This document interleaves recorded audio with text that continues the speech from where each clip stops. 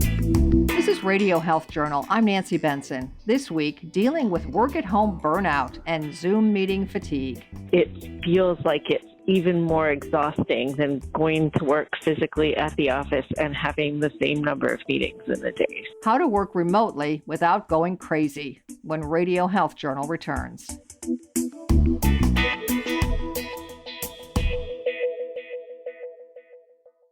I'm Reed Pence, the producer and host of Radio Health Journal.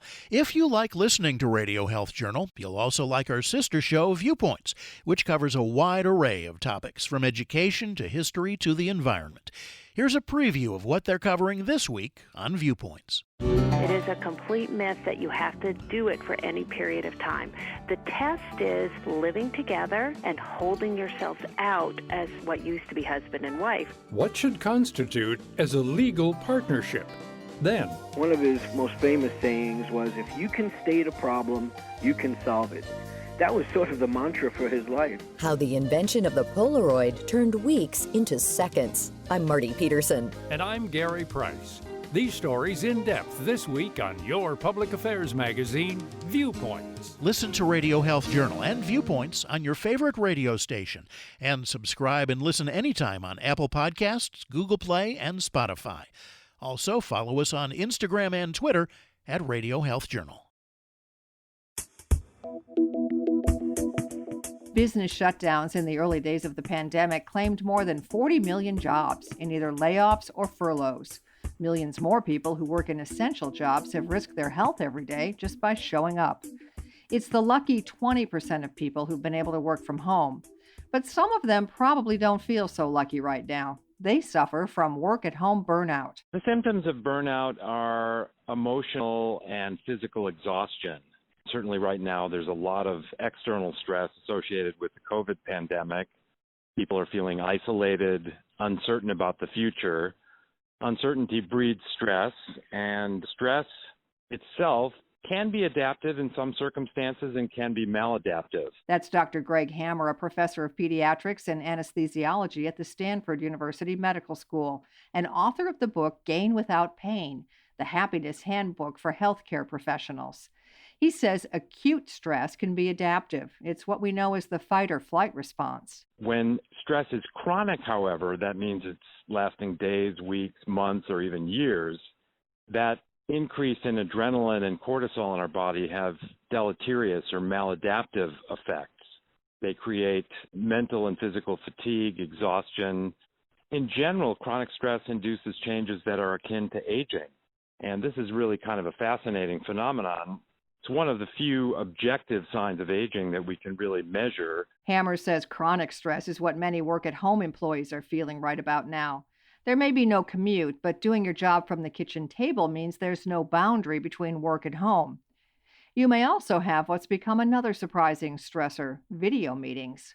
Some workers have so many of them that they've become a source of what psychologists call Zoom fatigue. I think about it as the exhaustion that people feel when they have multiple Zoom meetings in a day, and that it feels like it's even more exhausting than going to work physically at the office and having the same number of meetings in a day. Dr. Preeti Shah, professor of psychology at the University of Michigan, says Zoom meetings require a lot more of your brain than a face-to-face meeting. It is taxing on your attention and executive functions. Those are the ability to do things like multitask and juggle multiple ideas at once, keep in mind information for a short period of time, inhibit irrelevant thoughts and actions.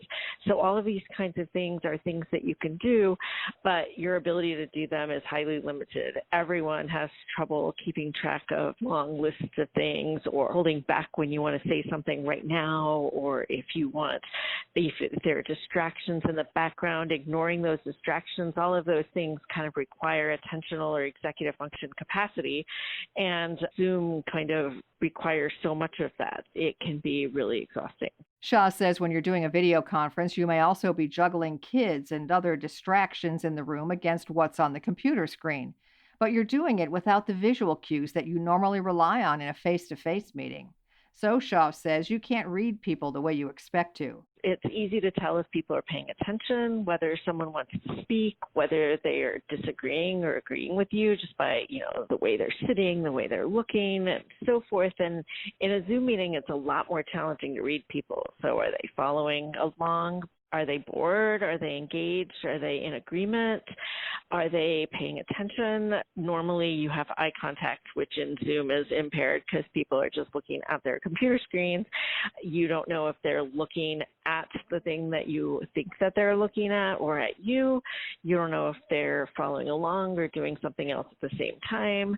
You have to scan all of the different people that might be on the Zoom call, and that's a little bit harder than doing that in a room. You can kind of tell if someone's moving around and your attention kind of naturally and automatically goes to that. So lots of things like that are normally fairly automatic. But sometimes you may have too many visual cues, like cats climbing up on the table and getting into somebody's camera shot.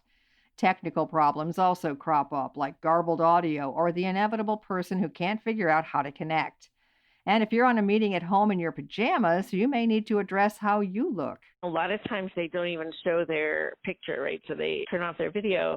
And so then when you're speaking to a sign of this empty computer.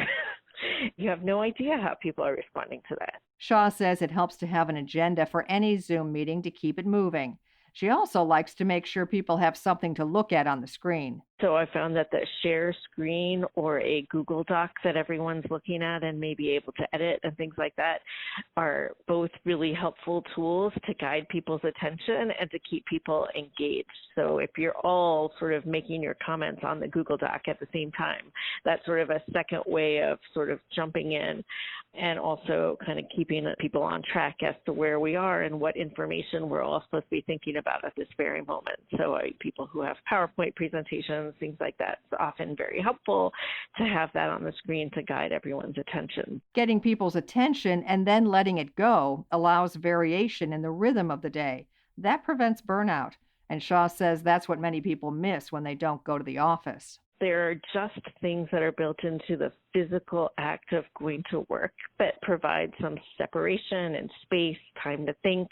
So whether it's a commute, whether it's a walk from the parking garage, whether it's a walk to the water cooler, or I often go to Starbucks, maybe half a block from my office, but that quick 10-minute walk is really nice. Also, when I walk into a meeting, it's a walk from my office to a conference room, and then there's two people there already, and we chit-chat for a couple minutes, and then we get started on the meeting. So there's kind of a lot of built-in breaks during the day. And if you're not careful, you can do a lot of Zoom meetings without any breaks at all. Many businesses marvel at how productive they've remained with employees working at home. But Shaw says it's the non-productive things, the small interactions that don't get done on Zoom, that keep us from burning out. And they're the biggest reason people want to go back to working together.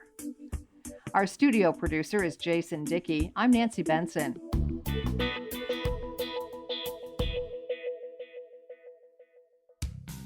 Radio Health Journal returns in just a moment. Now there's even more reason to get flu and pneumonia shots. They may help cut the risk of Alzheimer's disease. Studies reported at the Alzheimer's Association International Conference 2020 show that flu vaccination, especially at a younger age, may cut Alzheimer's prevalence by 17%. And getting a pneumonia vaccine between age 65 and 75 may reduce Alzheimer's risk by up to 40%.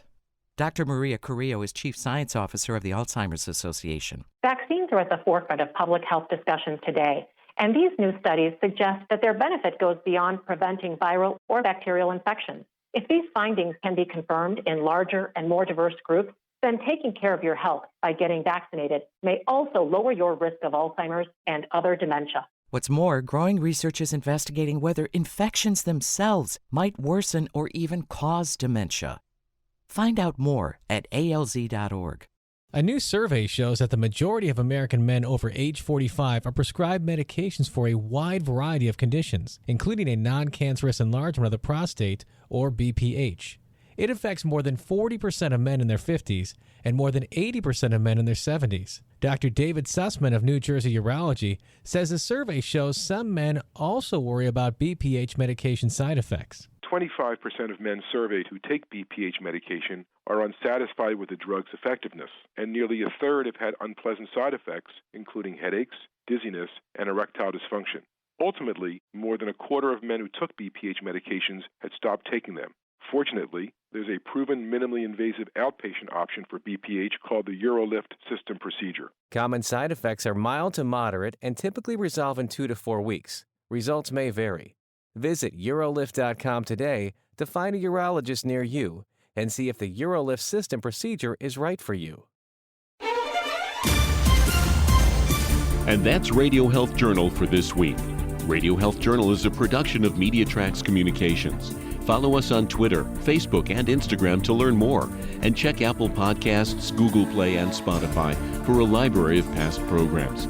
Plus, you'll always find previous segments and information about our guests at radiohealthjournal.org. Join us again next week for another edition of Radio Health Journal. Coming up next week on Radio Health Journal. It's also possible that COVID will in some form remain with us forever, that we will be beating down little outbursts of it in a game of whack-a-mole for generations. If there's a COVID-19 vaccine, who should get it first? And even then, will it work?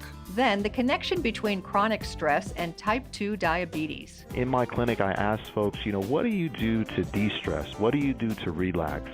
And it's interesting that about half of the individuals can't name a single thing that they do to relax. All that and more on Radio Health Journal.